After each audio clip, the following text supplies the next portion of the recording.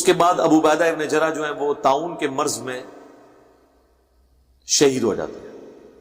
ہم تو یہ سمجھتے ہیں کہ کوئی اللہ کا نیک بندہ تو وہی ہوگا کہ جو یعنی پورے گھر والوں کو جمع کرے، کلمہ پڑھے اور ساتھ یوں خود ہی اوپر لے کے کفن لیٹ جائے کہ جی میں گیا۔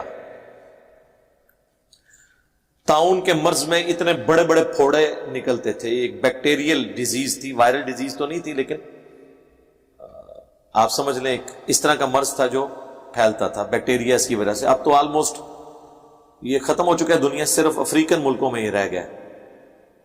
لاکھوں لوگ مرتے تھے، ملینز میں لوگ مرے اس مرض سے۔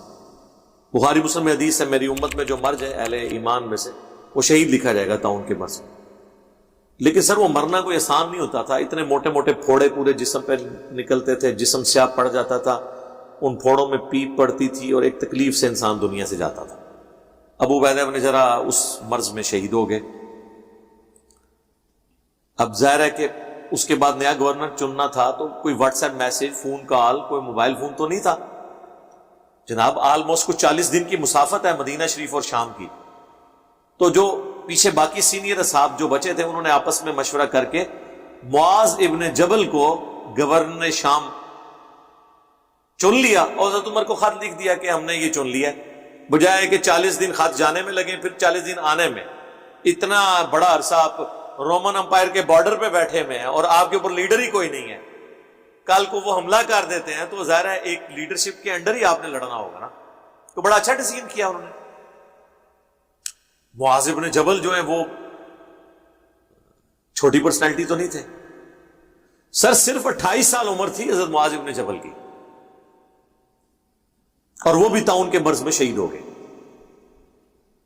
یعنی وہ جو گورنر بنایا وہ بھی شہید۔ 28 سال کی عمر میں میری تو یار پوری داڑھی بھی نہیں نکلی تھی،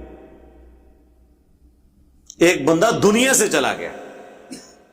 آج ہم معاذ ابن جبل جب سنتے ہیں نا تو ہم سوچتے ہیں کوئی سفید داڑھی، سفید پگڑی، سفید کرتا، نہیں سر، 28 سال۔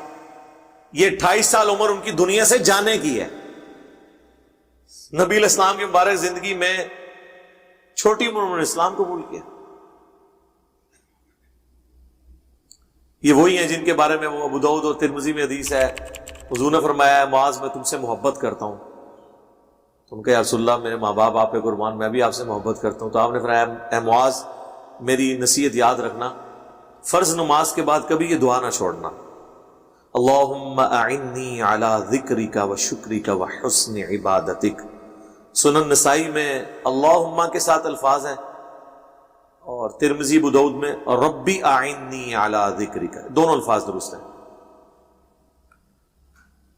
اور بخاری مسلم میں جو حدیث جو آپ نے اپنی پیٹھ کے پیچھے سوار کیا تھا اور پھر کہا کہ معاذ جانتے ہو کہ اللہ کا اپنے بندوں پہ کیا حق ہے، ان کا اللہ اور اس کا رسول بہتر جانتے ہیں۔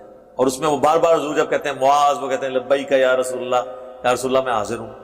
یعنی میں آپ کو اس شخص کی خوش نصیبی بتا رہا ہوں۔ لیکن موت کیسے ہوئی ہے؟ طاعون کے مرض۔ لہذا اگر کسی کی موت بظاہر دنیا میں اس طرح کی نہیں ہوتی جس طرح کی آپ کو کہانیوں میں بتائی گئی ہے، تو یہ کوئی اس کی بزرگی ختم ہونے کی دلیل نہیں ہے۔